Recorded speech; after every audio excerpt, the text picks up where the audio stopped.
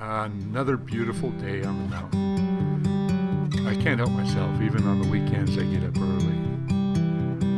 So if any of you watched the video that I put up last week on the Huge Redwood Removal, this is the stump.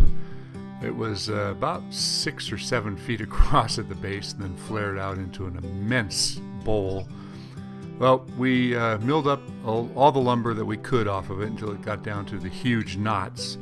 And it turned out to be some pretty good quality wood. There was a lot of it that was dead clear.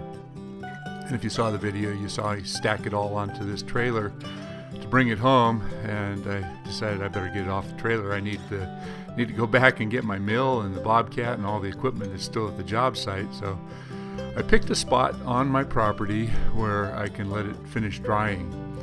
And I want to talk a little bit about the weight of this lumber. We cut it all into 2x6s because I have some special projects that require a lot of 2x6s. And these boards are heavy. There's so much water weight in them. Redwood dries out to be fairly light. So I'm going to say that it's going to lose easily 2/3 of its weight. Each of these boards is going to lighten up. But you have to put stickers in between each row. And you want to stack the stickers on top of each other in such a way so that the pressure is pushing all the way down. I only put 3 stickers in there. Probably should have put 4. And I'm sure it'll work out just fine. But I expect this lumber to be ready to use in just a few months, maybe 6 months. It dries much faster than most woods. Hardwoods will take a year per inch of thickness if you're going to air dry. I don't have a kiln set up, so air drying it is for me. You can see the pile that I got out of it. There is some amazing lumber in here. Some of it is dead clear heart redwood with no knots all the way down. Got my son Trent out there to help me. He's 17 years old. One of the things that is important is that you set up the pile reasonably level, and I set up the bases, which were timbers, and I leveled those first. And you can see I got the whole pile nice and true and level.